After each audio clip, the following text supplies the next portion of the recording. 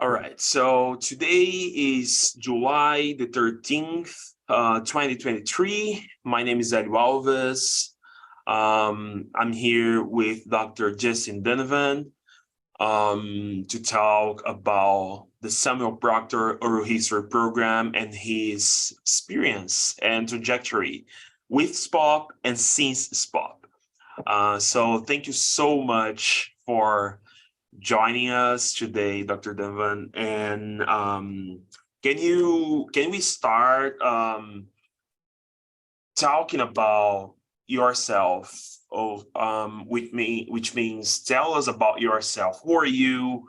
What's your name? Where you were born? Anyways, anything about you, so then we can get started.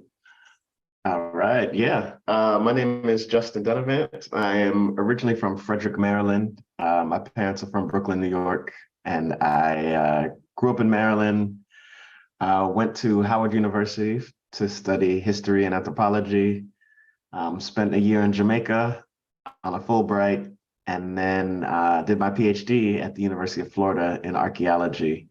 And a whole bunch of things happened in between there, but that was most of the experience. And after that, I went to University of California, Santa Cruz for a postdoc in archaeology, Vanderbilt University for another postdoc in archaeology, and now I'm here at UCLA as an assistant professor of anthropology. That's awesome. That's awesome. You know that we have a coworker here, Donovan Carter. He went to Howard University as well. And oh, nice. Yeah. So can you tell us about your personal journey, personal and professional journey, as someone who became interested in the humanities, in anthropology and in archaeology? And, tell us about what you do. Yeah, I got interested in archaeology when I got to Howard University. I did a study abroad trip to Belize, and I was a freshman, just finished my first year. And we went to the rainforest in Belize and we're excavating a Mayan plaza. And from that experience, living 6 weeks in the rainforest as a kid, I just turned 16 years old. And I was hooked on the idea that there's all this history under the earth that we never explore. But we get told in our history books that all the information is final and we know everything that's happened. So that just opened up my whole world to thinking what archaeology could do, not only in terms of Mayan archaeology, but more importantly for people of African descent and other people that are struggling with issues of having history that's not fully told or history that's told improperly. And then I came back to the university, was talking to my professors, and they told me they don't know too many Black archaeologists. So I thought to myself, I don't have to be the best one. I just have to be one of the few. Right. And that really got me interested in exploring archaeology more. And then I became really invested in trying to get more Black archaeologists into the field so we can explore all these different questions and pieces of history that we need to look at. I fast forward through all of that. I did archaeology between Africa and the Caribbean mostly, most of my academic career. So I've worked in archaeology in the Gambia, in Mozambique. I did my PhD in Ethiopia. I lived in Jamaica, did archaeology there, pretty much all over, many different places. And yeah, from there, I sort of found at University of Florida, I always had this interest in sort of the history of activism as well, that was sort of separate from the archaeology, but somewhat related. And I had, in Jamaica, I had met and worked with Curtis Muhammad, who was somebody who was active in SNCC back in the day. Going through my time at Howard University, we met up with Pete and Charlotte O'Neill in Tanzania. I met Geronimo Pratt, who was Tupac's godfather there, in Tanzania when I was at Howard. And there was always this link and this interest in connecting these movements with these sort of academic pursuits as well.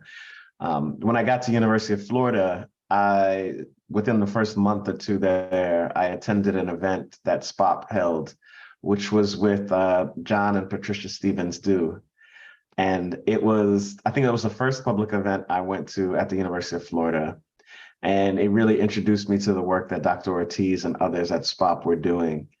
And so that got me interested to follow up with Dr. Ortiz, just to volunteer and say, how can I get interested? How can I get involved in more of this work? And that's what sort of led me down the path of SPOHP. And fast forward now at University of California, and one of my colleagues is Tanana Reeve-Dew, who is the daughter of John and Patricia Stevens-Dew in Florida. So it all comes full circle. Wow, that's awesome. That's awesome. And that's interesting also because the next question was really how you became involved with SPOHP, you know? Yeah. So yeah, Yeah. what year was that? Oh, that would have been 2010, I believe it was. And yeah, 2010, I don't know if I got involved the end of 2010 or the beginning of 2011, but started working more closely with SPOHP. And there was this opportunity to work more with the African American History Project, which at the time Marna Weston was leading. So Dr. Ortiz introduced me to Marna Weston. Marna and I had conversations. We started working together. And it was pretty open-ended. Essentially, the directive was we have recorders and we have plenty of people in Florida that can be interviewed. So we can begin wherever. And Marna had a lot of contacts in terms of the civil rights movement in Florida, along with Dr. Ortiz. So we began with those questions and then rapidly just evolved out into all these different angles and contexts from there. And we did interviews with African Americans in Gainesville, went down to Flora Homes, Florida, did interviews all pretty much all around the state. And then, of course, with the project in Mississippi, the Mississippi Freedom Project, did work there. And then I started sort of recruiting some of my colleagues who were Black graduate students in other disciplines. In anthropology, I was an archaeologist. I deal mostly with artifacts and things that we excavate. But most of my colleagues in cultural anthropology do a lot of ethnographic interviewing, but don't get the experience in actually doing interviews until they're doing their research. So I reached out to some of my colleagues and in that field and beyond. And so we had, I think by the time I had left, we had Justin Hosby, who was working there, Anthony Donaldson, who was working there, Randy Gill Sadler, who was working there, and Ryan Marini, who was working there as well. So I think it was the four of us by the sort of the end of the time we were there, plus the undergraduate students as well. Yeah. Well, that's nice. Yeah. Justin Hosby, who's now Dr. Justin Hosby, I guess, right? Yeah. I've been trying to contact him for these interviews, and I haven't heard yet, but Dr. Ortiz said that would be awesome to hear from him as well, because he may have great experiences to share, right? But yeah. And but talking about the Mississippi Freedom Project, that Marna Weston and Dr. Ortiz are right now in this huge war trip. That's why they're not here. Yes, they are there. They're up there. Okay. Yeah, this is something that remains. Yeah, that's good. So, thinking about yourself and your experience, what role does SPOHP play? Would you say that what role does SPOHP play in training researchers and scholars? Yeah, I mean, for me, SPOHP was critical. It in a lot of the academic work I was doing in anthropology, it wasn't really sort of politically focused or didn't have the same sort of directive that I wanted my PhD to have. And so SPOHP gave me a community of people who were interested and committed to a project that was beyond academia. And then the African American History Project gave me the flexibility to determine what direction I wanted to go with that. And because of that, I got to think through what kind of research questions do I want to ask? What kind of communities do I want to be involved in? How do I actually get involved in these communities in a way that's meaningful and not only respectful, but also helpful? And how do I sort of navigate maintaining friendships in addition to work relationships, in addition to all the complexities that go into conducting interviews ethically, archiving interviews ethically, and that whole full process. So for me, again, it was outside of the field of archaeology. But now, as a professor of anthropology, I have students who are going into the field doing these questions and these interviews and with sensitive topics. And I can explain to them, these are some of the things that you might encounter along the way. And this is how we navigate it. There are things such as a dark archive where we don't reveal all of the interviews that we've conducted. There's ways to sort of obscure names of individuals and locations if they're needed. And there's ways to cut an interview early and say, look, you have a great story, but we shouldn't share this right now, so we can come back at another time. I know that all those things I wouldn't have been able to even think through had I not had the experiences at SPOHP that I had. All right. And I mean, the next question was about how do you see SPOHP's impact extending beyond the training phase, right? And how do you see SPOHP influencing your professional life right now as a researcher, as a faculty member in a department? So yeah, I mean, definitely. Yeah, getting the experience to be able to offer advice to students has been critical and instrumental. The programming aspect of it was critical as well. I mean, all the programs that SPOHP puts on, I got to learn very early, how it is that you coordinate reserving a room and the venue, like all those different elements of it. We hosted Matula Shakur just as he got out of prison in February of this year. And unfortunately, he just passed last week. But it was a critical moment. And I think being able to work with individuals to pull that together was definitely a continuation of what we had been doing in SPOHP. So I think that's also one of the big angles of it. The other big thing is out of SPOHP and the African American History Project, we started the Society of Black Archaeologists Oral History Project.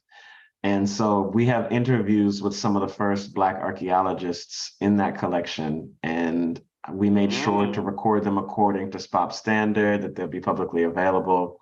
And I know that individuals in the field of archaeology have been using those interviews. So that's been key for that development as well.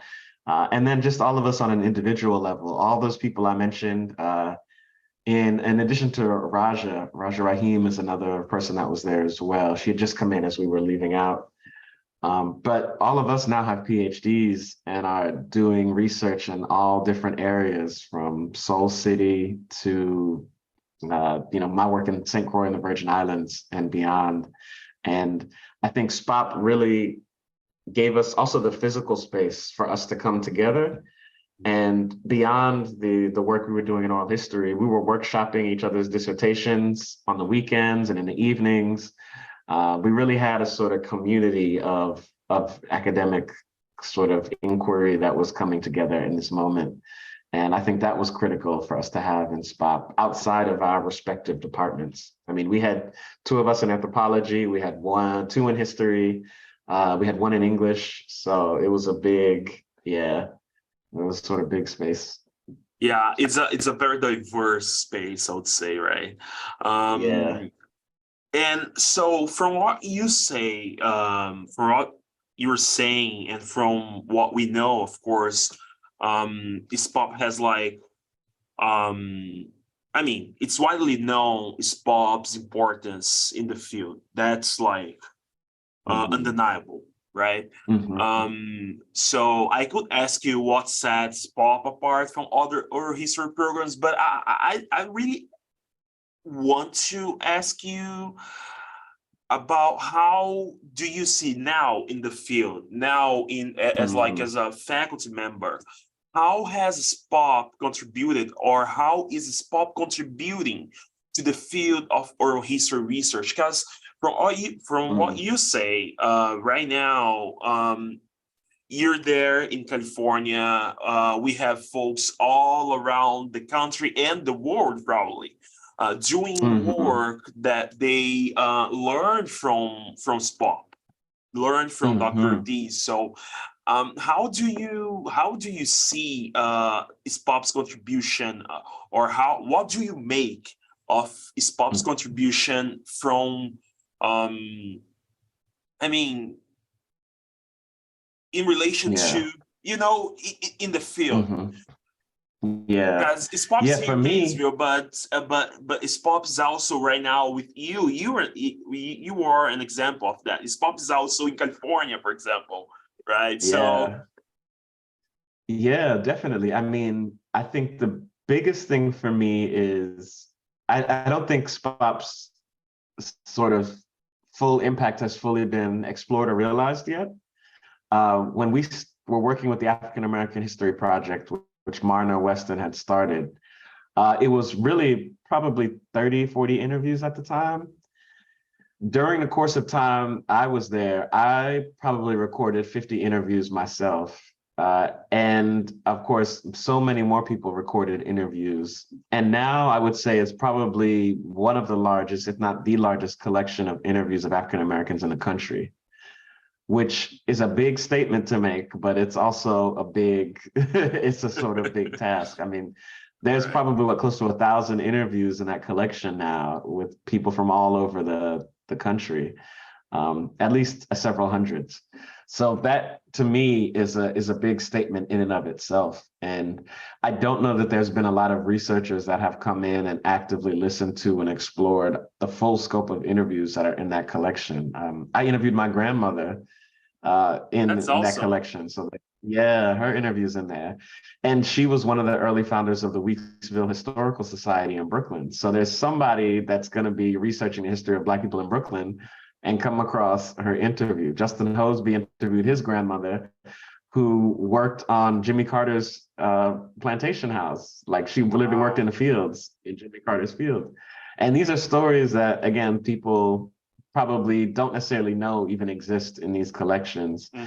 And I tell colleagues all the time when they're working on projects, I direct them to interviews that are in these spaces, because I know some of the interviews that are there. And I think, that's another critical element to this whole piece, is that we have the physical interviews and we have the recordings, but we also have the people who did the interviews and those stories as well, which is part of the reason, I guess, why you're interviewing some of us. And we carry a lot of those with us. So anytime somebody asks me about the civil rights movement in Florida, I can tell them directly, oh, I know this happened and that happened and this happened. And I know that they're connected to these people because I talk to these people not only on the interview, but also outside of the interview. And I know all the different tangential connections. I mean, I'm even telling folks about my colleague here, Patricia Stevens, do, because they don't know who her parents were. And I explained to them, I know exactly who her parents were Yeah, yeah. and why she's doing the work that she does. Yeah.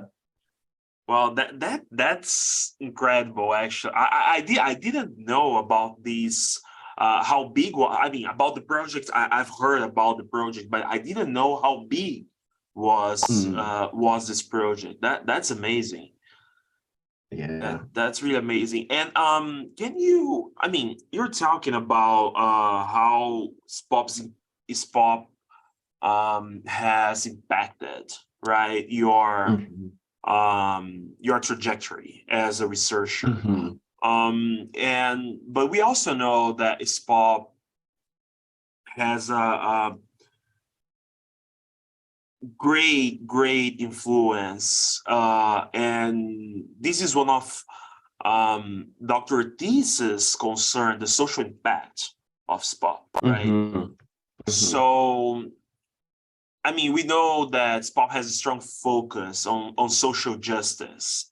So, in Hmm. what ways did the program address social justice and contribute to promoting a more equitable society in your time here? How do you see Yeah. SPOHP's mission from that perspective? Yeah, I mean, for me, I think one is the people that we interviewed and actually compiling these stories of older civil rights activists who were active in the 60s and beyond, even earlier. One of the things that I always took away was not only the people we interviewed, but the ways in which they engaged in activism and social justice. Everything from John Doe talking about working as an NAACP lawyer and really working to not only file lawsuits against states and corporations who are breaking civil rights law, but also finding and exploring ways to legally protect individuals who are protesting and boycotting as well. There's also, I'm thinking of individuals that we interviewed. I can't think of his name right now, but there was an older gentleman who was a member of CORE and a member of the NAACP, and the ways in which he was able to engage in civil unrest through CORE and then get legal defense from NAACP, and the ways in which people sort of managed these issues of sort of social justice work and organizing, I think was critical.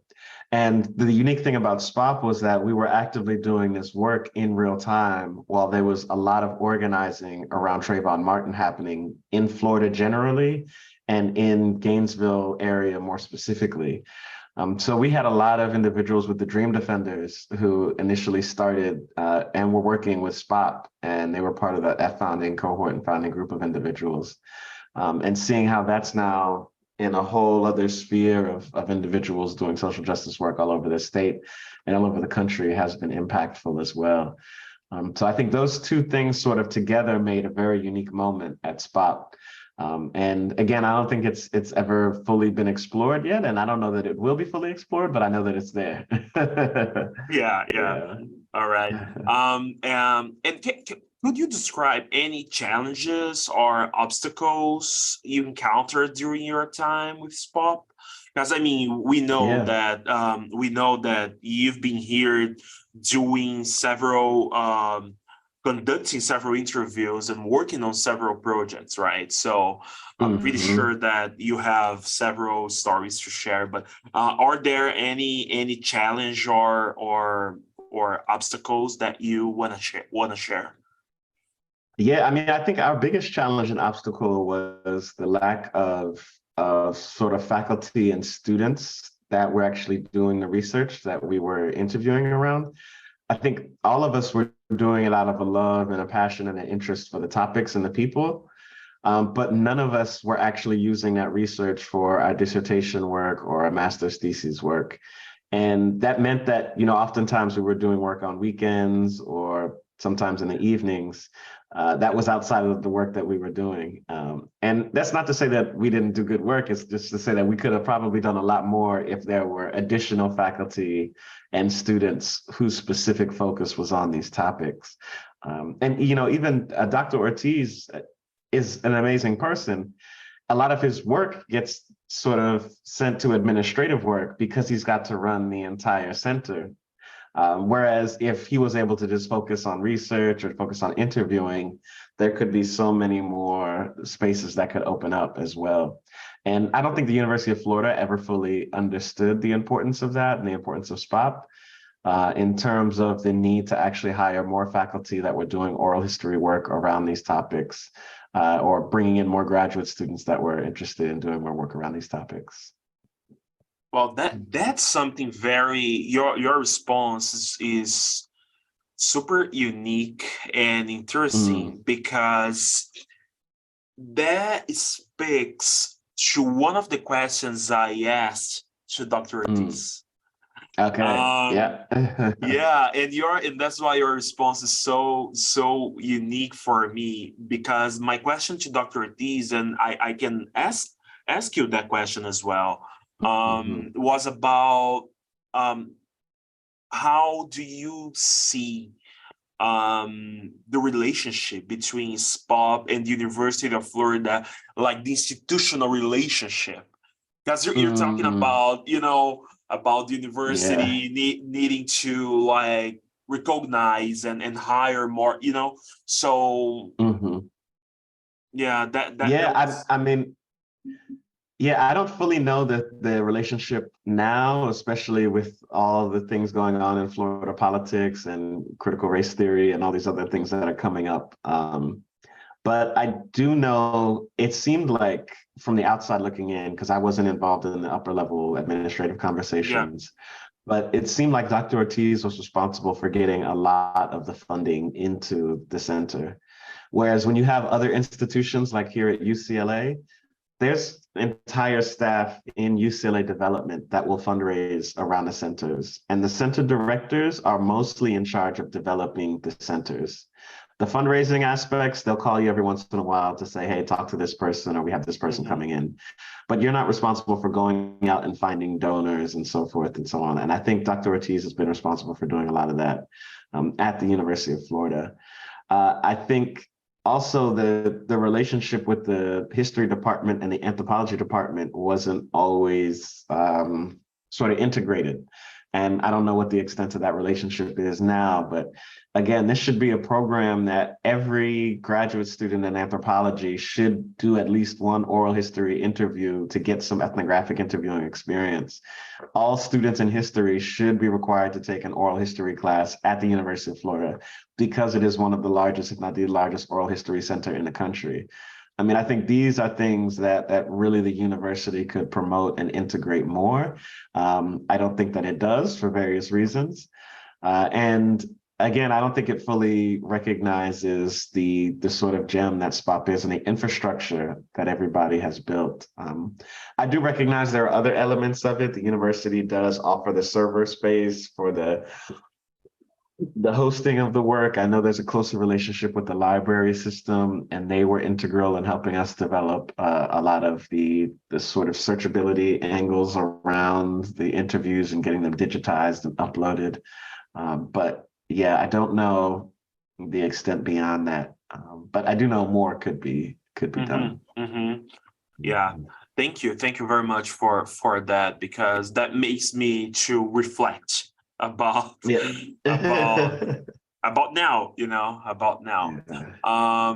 So, and how I mean, this whole situation that you mentioned, of course, pose challenges, posed and still pose, in some to some degree, challenges to the work we do here. So how did you Mhm. navigate these challenges, and what did you learn? And I think that Mhm. that's the key here. What did you learn from these challenges that you experienced here? Yeah, I mean, I think the most important thing I learned is you don't have to you never have to fully show your hand. So there were many different projects I was involved in while I was at the University of Florida that my advisor didn't know about, that some of my other committee members, some of my other colleagues in graduate school never knew about. And there wasn't a need to tell them. And in some cases, I felt maybe if I did tell them, they might think that I was getting distracted away from my PhD work or not fully committing to some of the other projects I had agreed to. I totally So understand. yes. Yeah, so I made sure that working with SPOHP that there were certain projects that I kept as sort of projects that I wanted to do for myself, and then other projects that I thought were instrumental in other academic endeavors. So that was a key lesson that I learned. I would say the other thing is just sort of building relationships and communities outside of the formal academic sort of training. A lot of my colleagues at University of Florida, they were in their cohorts their entire academic career. So the incoming class of graduate students in anthropology mostly hung out with the incoming class of graduate students in anthropology. Whereas me working with SPOHP, I had friends who were staff members, I had friends who were in other departments, I had friends who were in Gainesville. And that really opened up for me, a whole other world of individuals that I didn't feel like my entire life revolved around my academic identity. And I think for me, that was crucial as well for that purpose. But yeah, I think it was good in those ways. Yeah.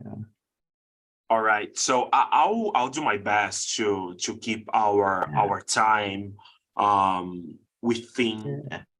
the 45 1:45 p.m. Yeah. So I have two more questions for you. Okay. Yeah, for sure. So speaking of lessons, and also you mentioned something that I was gonna mention later about the politically charged environment of Florida. Yeah. So are there any lessons, specific lessons or insights from your experiences with SPOHP that you believe are applicable or valuable to for other oral history programs operating in potential politically charged environments?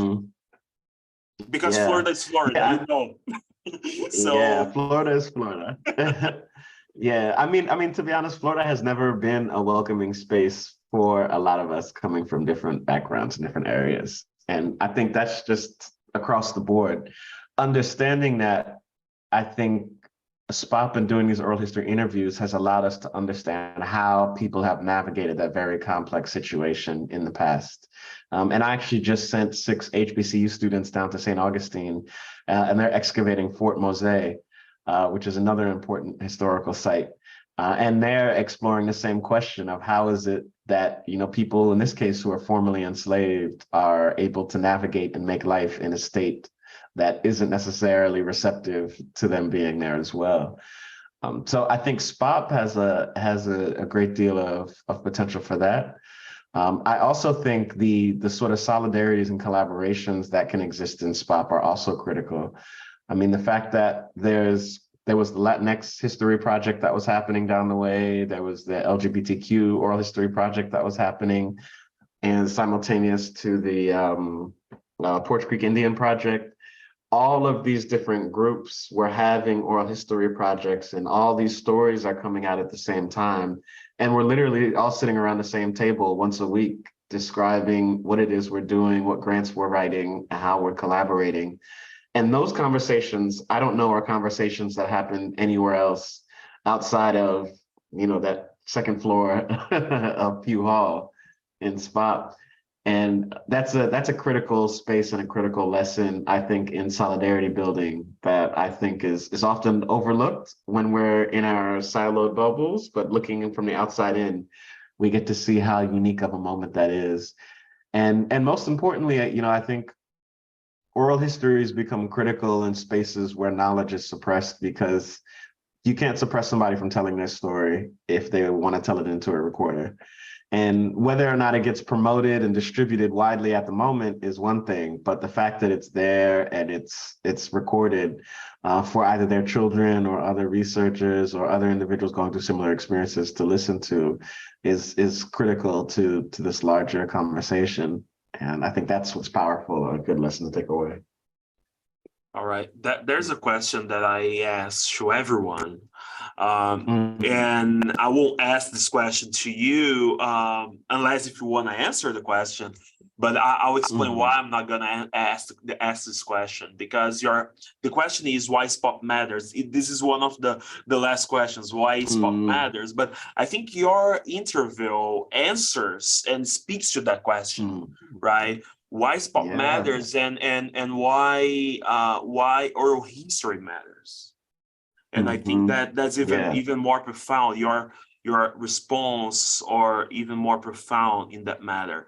So my last question is, looking to the future, where do you see the Samuel Proctor Oral History Program heading in the next 5-10 years? I don't know. Yeah, I mean, I think, again, all of the people who have come through the Samuel Proctor program definitely are going to continue. I think the younger folks coming up now, doing research, doing degrees, getting the training and experience is going to be a legacy for SPOP. In addition to that, I think there's definitely a space to actively do more research and get it out more widely. I know there was work done with the theater department in terms of turning some of the oral histories into plays before. I know there's literally tons of books and dissertations and articles that can be written from the interviews that have already been done in SPOP. And I think that, that could be everything from TV shows to comic books to to everything in between. And I think if one of the interesting things that I think SPOHP could do is find these ways to get this message out widely in terms of these stories that have been recorded, and thinking through new mediums by which to do that, and also invigorating younger folks to think through what they would want to see done with these oral history projects while engaging with the elders in that intergenerational conversation. Yeah. Excellent. Yeah. All right. Yeah. Thank you. Thank you so much. That was amazing to hear from you and to learn from you, actually, because I didn't know about some projects and some information you gave. I'm here since I'm here at UF since 2021, fall 2021. But with SPOHP, I knew SPOHP, but before, but it's working with SPOHP since this year, since January this year. So nice. yeah, Congratulations. thank you. So that's great to hear from you and to learn from you, not only about your experiences, but also about the program itself. It's good to see how the program has evolved. And in some levels, how things, how we still need to, to keep working, Right, to improve things. So thank you so much. Yeah, no, thank you. Right. So I'm going to stop recording right now.